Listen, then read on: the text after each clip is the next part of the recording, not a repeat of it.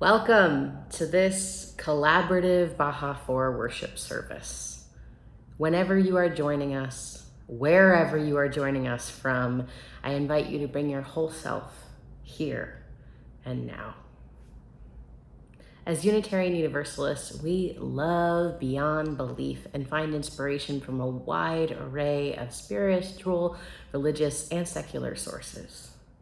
We represent 4 congregations who worship together as one because we know that we are stronger together.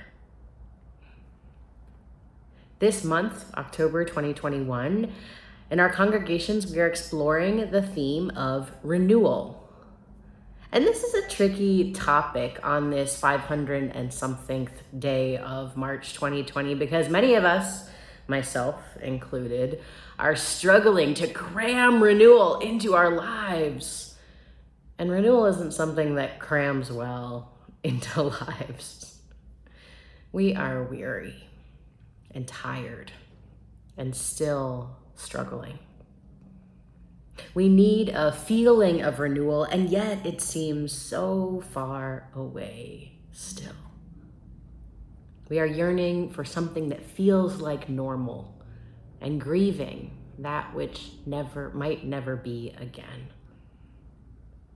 Some of us are pretty done with anything that has the word new in it. Thank you very much. But what if? What if we thought of renewal not as a retreat, but as a refurbishing furniture, of taking the good bones of something and giving it new life? That's how I'm thinking about renewal this month. Before we dive deeper into our service, I want to acknowledge something. We are going to be singing a hymn from our Teal hymnal called Return Again by Rabbi Shlomo Carlebach. In his life, Rabbi Carlebach created beautiful music and inspired new life in Judaism for many people. He also touched and sexualized women and girls without their explicit permission. When he was still alive, he even acknowledged that this was a behavior that he needed to change, but he never did change or make apology or repair for the harm he caused. By singing his music, we are not condoning his behavior. We are complex people. Each of us has some goodness in us and some not so goodness in us. When parts of us are harmful to others, when we have harmful behaviors, we can name that without discounting all of a person's life or work. So today we will sing Rabbi Shlomo Carlebach's song, but we will also name that we do not condone his behavior in life. And with that, I invite you to take a deep breath in and out and continue with us in a spirit of worship, that is, of spending some time with that which is worthy of our attention.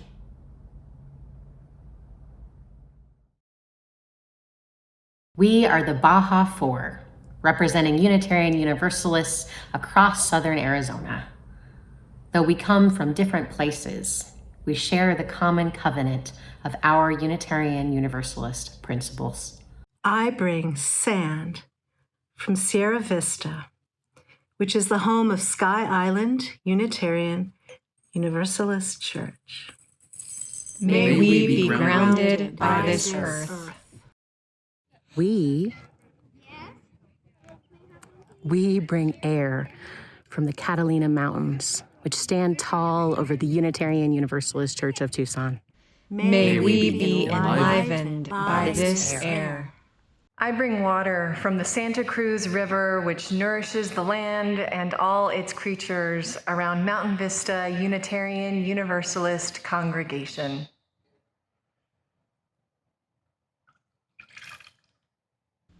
May we be nourished by this water. I bring fire, source of all creation. from Borderlands Unitarian Universalist, symbolizing the hot sun of our Sonoran Desert. May we be inspired by this fire. From this land, this air, these waters, this fire, we know that we are part of a great interdependent web of creation which holds us all.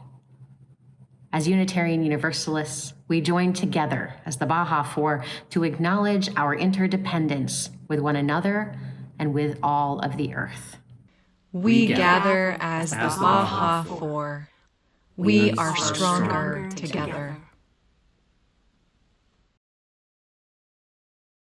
Each week, we acknowledge that the land we meet on, live in, worship on, was stolen, and we try to name the peoples from which it was taken and those who live here still. It's a complex story, and we have to be careful about how we tell it. I realize that my worldview has been shaped in and is deeply entrenched in a settler colonial understanding of history, and I am trying to peel back layer by layer to see outside its box. Cochise County is an especially difficult place to discuss, and that's where Sky Island is located, because no sacred land was set aside permanently for an indigenous group to dwell in. How do I begin to tell the tale? Do I use a snapshot of when the Spanish arrived, as if nothing changed after or no other groups lived here before? But so I will begin. When Coronado arrived at what we call the San Pedro River today, there were indigenous groups here. There were Opata and the Subaipuri, who are an Otham group, and the Apache. And as I continue to tell this tale, I risk entrenching a very unhelpful myth deep in our culture that all Native Americans have gone, that there is no present and no future with them, that they are just a museum past. Because so many of the groups here in Cochise County were pushed out. The Subaipuri towards the San Javier Mission closer to Tucson, and the Apache to Oklahoma and New Mexico, and to San Carlos Apache Reservation, which is in Arizona, but in Gila, Pinal, and Graham counties, no longer in Cochise. And yet there are indigenous people living here. And what is this construct called county? If we look at the area covered by the Baja Four churches, there are Opata people and Pascuayaki and Otham and Apache still here, still stewarding the land, even protecting it a year ago when the government tried to build a wall. So we acknowledge these groups are here, and we need to be more nuanced about how we tell these stories, how we make them more alive, less caught in the box of history.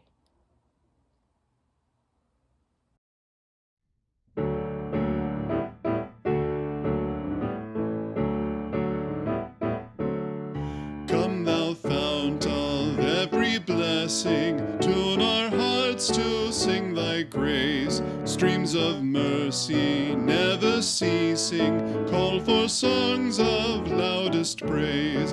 While the hope of life's perfection fills our hearts with joy and love, teach us ever to be faithful, may we still thy goodness prove.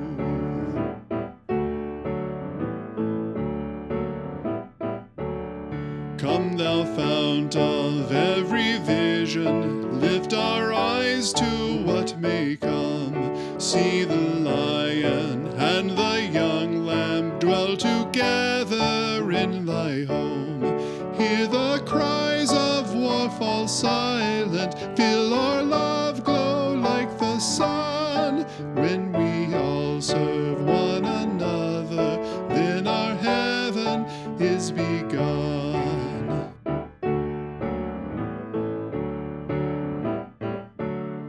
Come thou fount of inspiration, turn our lives to higher ways. Lift our gloom and desperation, show the promise of this day.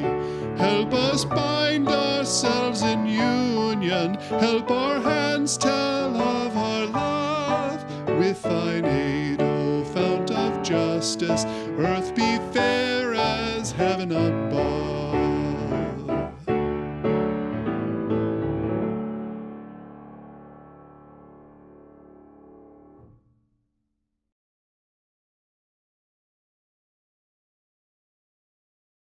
Hi friends, you know me. What you might not know is that some number of years ago, I was a Brownie Girl Scout. Yep, that's me. I loved Brownie Girl Scouts and I stayed in the movement for years, long into adulthood. The story I'm about to tell you is from the 1963 edition of the Brownie Handbook, but it was still in the book when I was in Scouts. It was one of the stories that shaped how I see my role in serving others. I wonder what you take away from this story. Here it is. Once upon a time, two sisters named Mary and Betty lived in a little house in the north of England. They lived with their father and grandmother. Their father was a poor tailor who worked very hard all day. Then at night, he did the best he could to clean the house. He swept the stone floor and washed the dishes. He brought in wood and made the fire.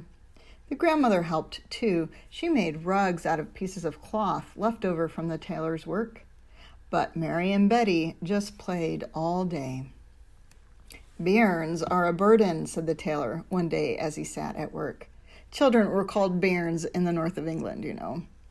"Bairns are a blessing," said the grandmother. "Not my bairns," said the tailor. "Look at them. What they take out to play with, they lose. What they bring in to play with, I have to clear away." "But they are not bad bairns, my dear," said the grandmother. "They are as playful as squirrels." "And just about as helpful," said the tailor. Just then the door flew open. Mary and Betty ran in. Their arms were full of moss and acorns, which they threw on the floor. "Take that outside," said the tailor. "I have swept the floor already once today, and I will not do it again." "Oh, Betty, you take it out," said Mary, and sat down next to the grandmother. Betty kicked the moss across the room and out the door. The acorns were left on the floor. "And those acorns too," the tailor said as he stormed out. "You pick them up, Mary," said Betty. "What makes father so cross, Granny?" "He is tired, my dear, and you two do not help him a bit." "What could we do, Granny?" "Many little things if you tried. Ah, what this house needs is a brownie or two. The luck of our house left when the brownies left us." "What were the brownies, Granny?" "They were very helpful persons, my dears," says Granny. "What did they do?" Granny said, "They came before the family was up. They cleaned the room and watered the flowers and helped in many other ways. They always ran off before we could see them, but we often heard them dancing about the house. They liked work and made us all happy with their laughter." "What darlings! Did you pay them, Granny?" "No, my dear, the brownies always helped for love, but at night we would put out some bread and milk for them." "Oh, Granny, where are they now?" Granny said, "Only the wise old owl knows, my dear." "Who is the wise old owl, Granny?" asked the girls. "I don't know, my dear. My mother used to say that when she could not answer our questions." That night, Mary could not sleep. She kept thinking of the brownies. There is an old owl living in the big tree near the pond, she thought. Maybe she is the wise old owl. If she is, she can tell me where to find the brownie. When father's gone to bed and the moon is out, I will go look for the wise old owl. The moon rose like gold and went up into the sky like silver. Mary hurried to the pond in the woods. All was still, so still that Mary could hear her heart beating. Then suddenly, in the quiet night, hoot, hoot! A great something flew by. It flew to the big tree near the pond. For a little while, Mary was frightened. Then she laughed. "What? That is an owl. Maybe it is the one I am looking for." She ran to the tree. The owl was sitting on a high branch. Come up, said the owl. The owl could talk? Then it must be the wise old owl. Mary climbed up and sat face to face with it. Speak up, said the owl. What do you want? Please, said Mary, where can I find a brownie to come and live with us? Ho ho, said the owl. Is that what you want to know? I know of 2 brownies. Tell me, where do they live? Asked Mary. In your house, said the owl. In our house? Then why don't they help us? Whoo, perhaps they don't know what has to be done, said the owl. Just tell me where to find the brownies. I can show them what has to be done, said Mary. Very well, Mary. Here's the way to find one of the brownies. Go to the north side of the pond when the moon is out. Turn yourself around 3 times while you say, twist me and turn me and show me the elf. I looked in the water and saw. Then look into the pond to see the brownie. Hoo-hoo. At the very same time that you see the brownie, you will think of the word that ends the magic rhyme.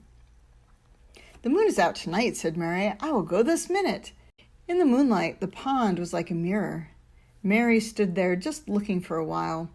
Then she turned around slowly 3 times while she said the rhyme. Twist me and turn me and show me the elf. I looked in the water and saw. Then she stopped and looked in the pond. There she saw only her own face. Why, there is no brownie, just me, she said. What did I do that was wrong? There is no word that seems to rhyme with elf. Helf, jelf, melf, how silly. Mary looked into the pond again. I'm supposed to see a brownie, but I only see myself. Myself, but that does rhyme with elf. How strange. I have the rhyme, but no brownie. I will go home and tell Betty, says Mary, and maybe together we can find the brownies.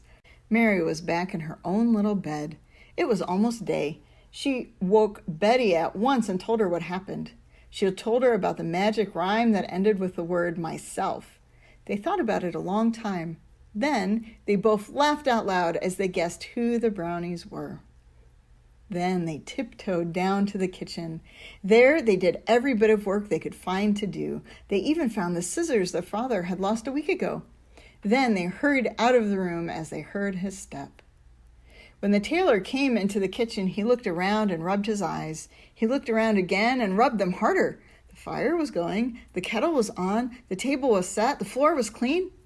The room was as bright and shiny as a new penny.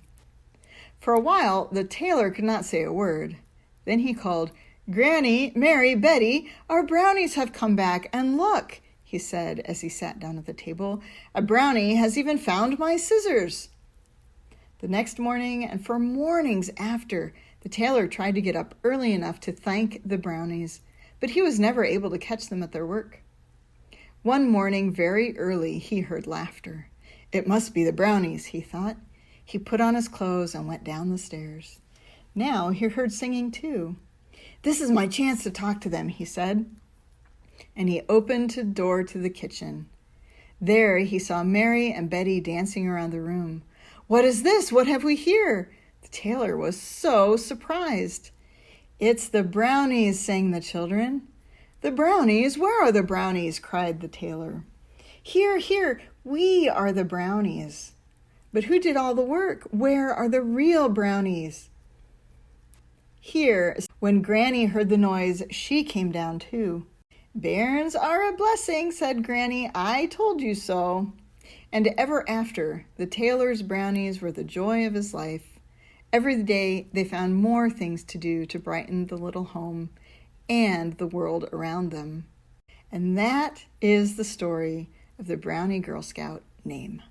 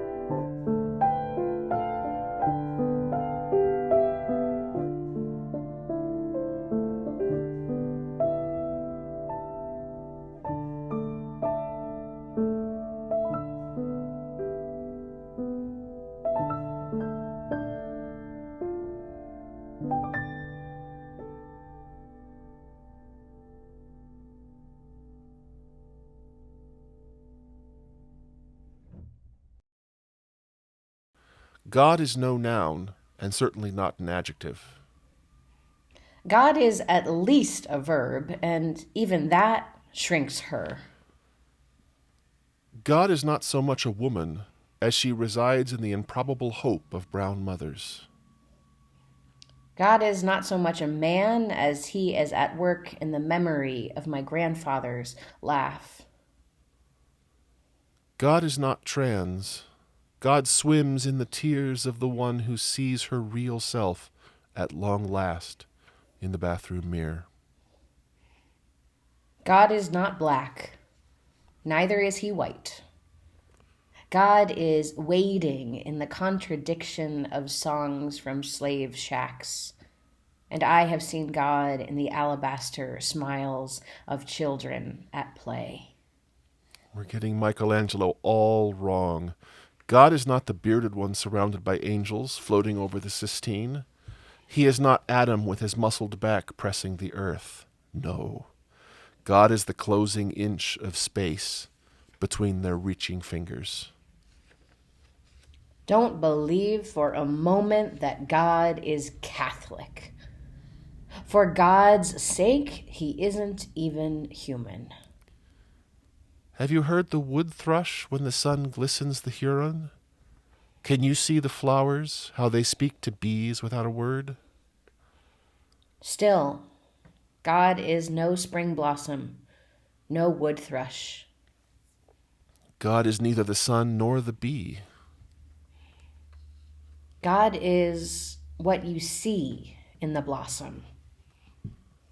God is when you hear the river and suddenly discover how much of it is part of you. To be clear, God is not you. God is somewhere in the 14 billion years which have come to mean that you are. God is, after all, at least a verb. She is neither Pharaoh's rod nor Moses' staff. We must be the ones to cease our slavery. She is not interested in blame, neither does she offer praise. Truth, gratitude are ours to breathe. She will not have your answers. She is too large for answers. She dances too wildly to be fastened to them, and answers are nouns anyway.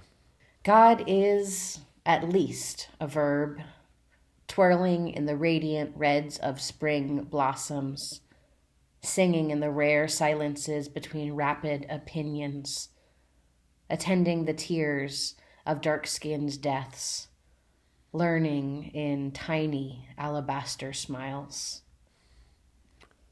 God is waiting in the space between fingers that might connect. He is waiting for us to stop naming her. She is waiting for us to see all of him.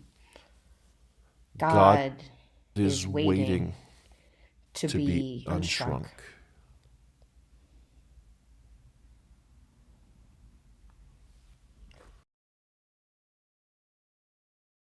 Return again, return again, return to the home of your soul. Return again, return again, return to the home of your soul. Return to who you are, return to what you are, return to where you are, born and reborn again. Return to who you are, return to what you are, return to where you are, born and reborn again. Return again, return again, return to the home of your soul. Return again, Return again, return to the home of your soul.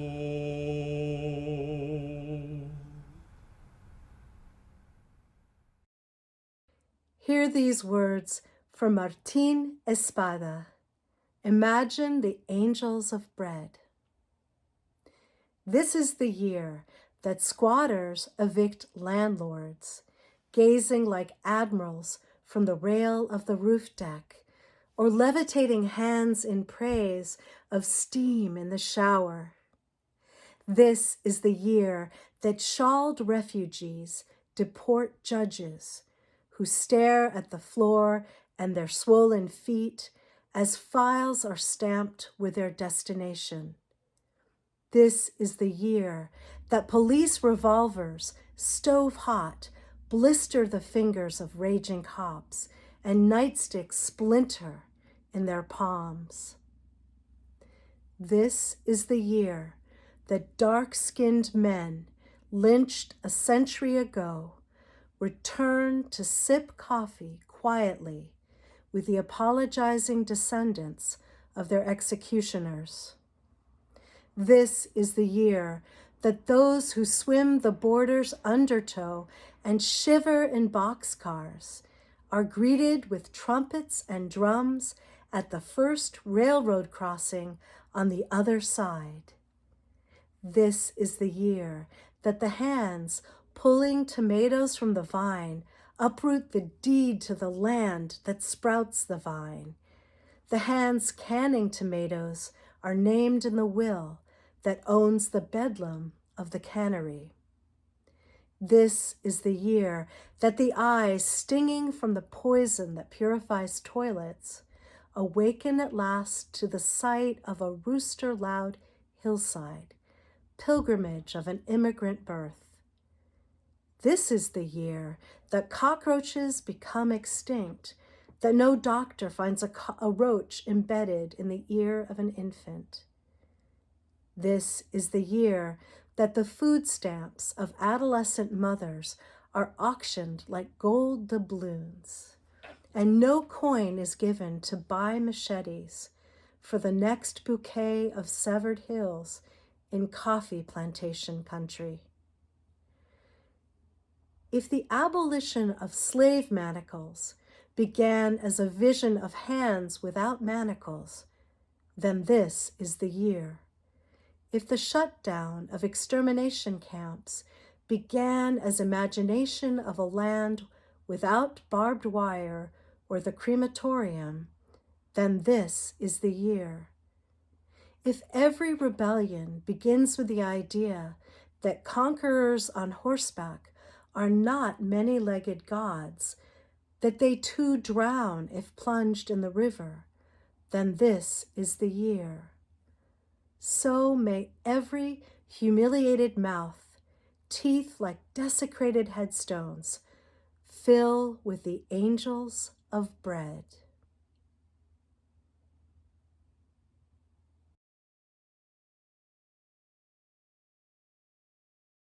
Blessed are the poor in spirit, for theirs is the kingdom of heaven. Blessed are those who mourn, for they will be comforted. Blessed are the meek, for they will inherit the earth.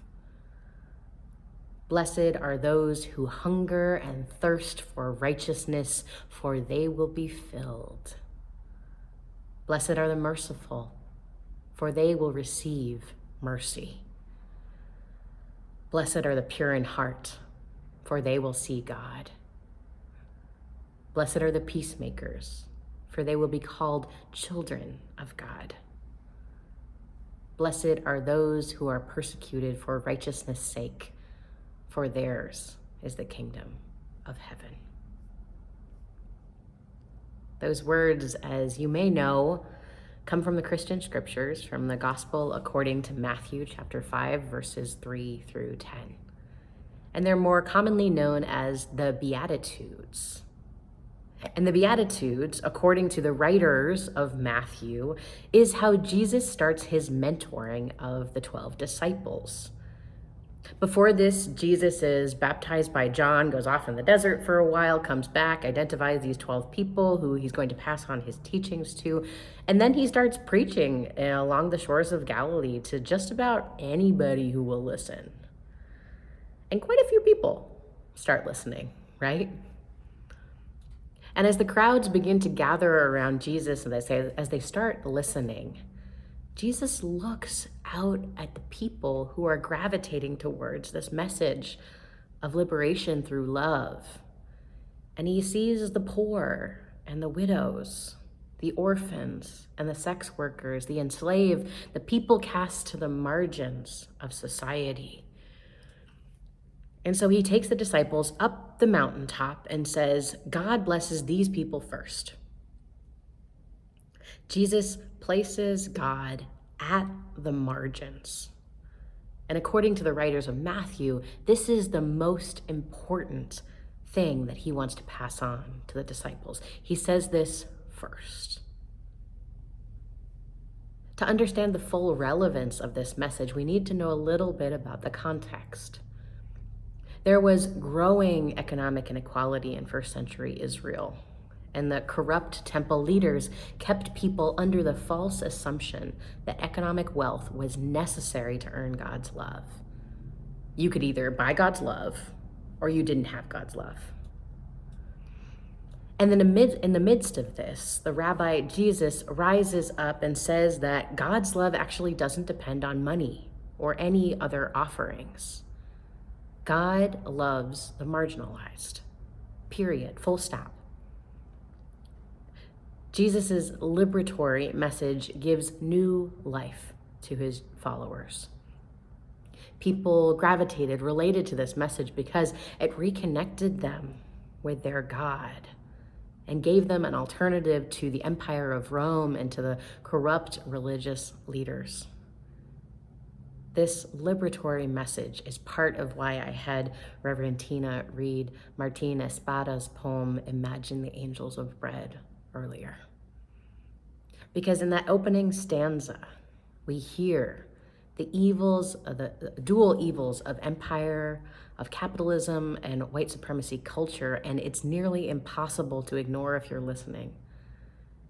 This poem reveals how redemption through violence would just replicate the same evils that we see today.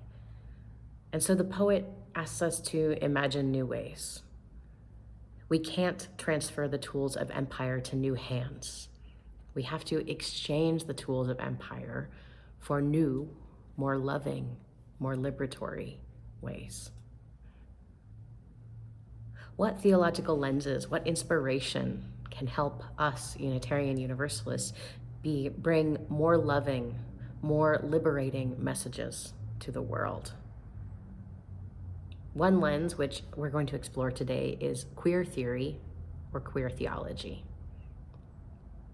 And I'll stop here and recognize that queer as a word is one that has been weaponized against people in the past, maybe even some of you.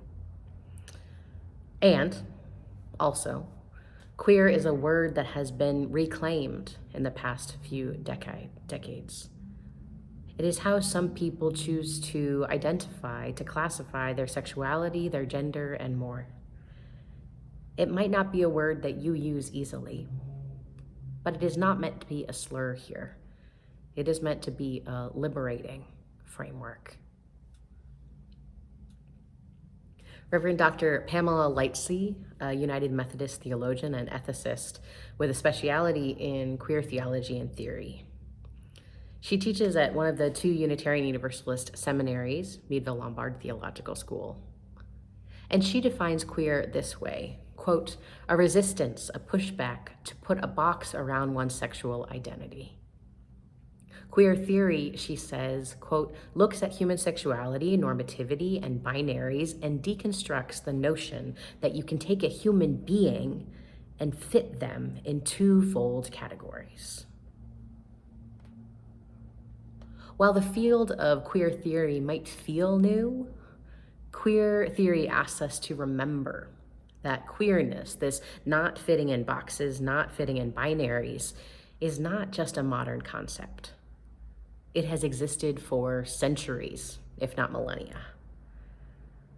And the Unitarian Universalist minister, Reverend Casey Slack, explores this and one concrete application of queer theory on their blog. From their research, they learned that the gender-neutral honorific MUX, that's MX period, was first proposed in the 1970s. And this honorific was imagined as one way to move us culturally beyond Mr. and Mrs. and Ms. and Miss, beyond all that, towards a common title that is not tied to one gender at all. The X in MUX was imagined as a variable, like in algebra. The honorific MUX is now being used, at least I see it being used, most commonly by genderqueer, gender-neutral, non-binary, gender fluid, etc. peoples. So even in this attempt in the 1970s to move us beyond all gender boxes with one common honorific, we are still stuck with putting ourselves in one box or another with choosing how we are referred to. Male, female, gender non-binary, and be all of that. Queer theory encourages us, pushes us to live outside the boxes that binaries place on us. And queer theology adds another layer to queer theory. It asks, how do spiritual and religious communities interact with people's queer identities? What frameworks do we all need to embrace the uniqueness of our identities and our theologies? What would it sound like or feel like or be like to queer your or our theology, beliefs? In the reading earlier, the prayer actually, Dr. Glenn Thomas Rideout queers God. Dr. Rideout starts by taking God out of the gendered role and out of even the part of speech we often place God in, and then ends with the lines, God is waiting to be unshrunk. And in between this taking out of boxes and liberating us and unshrinking that box, Dr. Rideout points towards God at the margins. Sound familiar?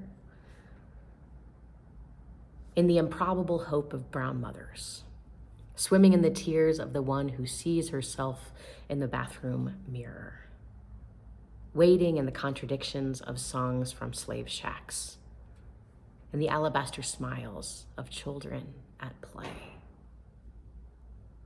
Similar to the Beatitudes earlier in his poem, Dr. Rideout turns us away from the binaries and boxes that keep us under the thumb of empire and towards the margins where the divine resides. This turning is a queering of theology, a queering of our perspective, a movement beyond binaries and beyond boxes. One of the most accessible places to explore queer theology outside of a seminary library or an expensive religious journal is an organization called Infleshed. They have a website and a social media presence, and you'll see them in the attributions later. They are explicitly queer in their orientation, and many, if not all, of the authors and writers that they have among them are queer and or trans. And in their exegesis on the Beatitudes, the authors at Infleshed encourage us to not just see God at the margins out of pity for the people who are marginalized, but to see God there because that's where God is. That's where God dwells, resides. The Infleshed scholars write, quote, "The Beatitudes remind us, the marginalized and the privileged, of what God is doing in the world, of how we can be part of it, and of the ways in which we will have what we need together, no matter what, when we choose to be in solidarity with God, with one another, and with the flesh of the earth." A queer theology dislodges our theology from the theology of empire. A queer theology reminds us that binary choices are the ones given to us by today, the empires of capitalism, white supremacy culture, patriarchy, and more. And none of these binaries are actually true. These boxes do not exist. These boxes are put in place, put upon us to keep us divided so that we fight with one another rather than fight against the oppressive structures of empire. We can and must imagine a world that is beyond these binaries, beyond these boxes. And if we lean into this complexity in ourselves and in others in our world, if we can resist the false dualities around us, we can live into a more queer theology. And not just a queer theology, but a more authentic Unitarian Universalist theology.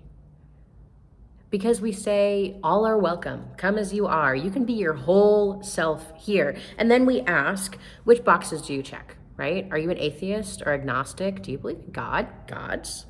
What language do you use for that? Do you go to pagan rituals? Oh, you must be pagan then. You know a lot about Jesus. You must be Christian, right? Oh, you're LGBTQIA. You must feel super at home here, right? Boxes. These too are boxes, and they confine us. They keep us in normative ways. They put us into binaries. We are too complex, too beautiful for those boxes, for those binaries. And a queer theological perspective can stretch us to live into the third principle of Unitarian Universalism, where we covenant to accept one another and encourage one another's spiritual growth. We are each on unique paths. And because our paths are unique, labels and boxes don't fit. If we can shift towards a more queer theological orientation that imagines a world beyond binaries, we can live into a more authentic Unitarian Universalism. A colleague and former supervisor of mine, Reverend Sunshine Jeremiah Wolf, has a parting phrase that has always stuck with me. Instead of bye or see ya or be well or peace, they say, cause trouble. And if you know Reverend Sunshine, you know what kind of trouble they're talking about. Holy trouble. Trouble that rattles the cages of empire. Trouble that shakes the earth and wakes us up from our despair. Trouble that is joyous and raucous and liberatory. Trouble that is all about learning and encouraging growth beyond the cis heteronormative ways. Friends, my hope for us is that we can turn away from empire. We can turn away from the false binaries that are presented to us by empire.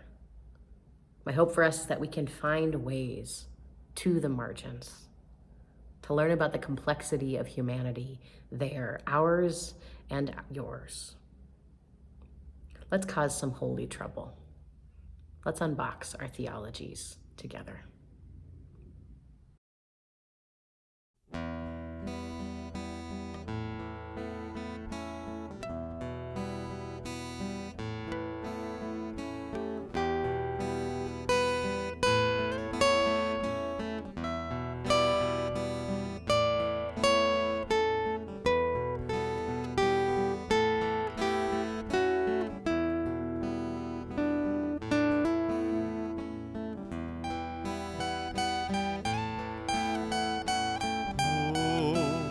Open my heart to all that I seek. Let me be part of the love you give.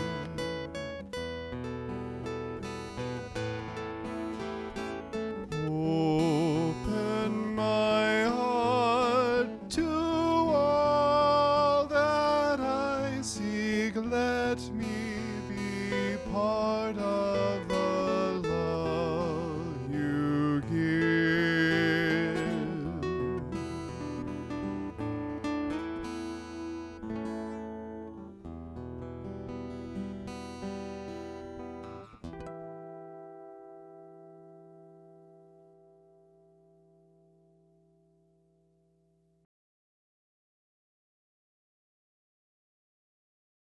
As you go forth, please take these words with you and take them to heart. A prayer for living intention by the Reverend Joe Cherry. If we have any hope of transforming the world and changing ourselves, we must be bold enough to move into our discomfort, brave enough to be clumsy there, loving enough to forgive ourselves and others. May we, as a people of faith, be granted the strength to be so bold, so brave, and so loving.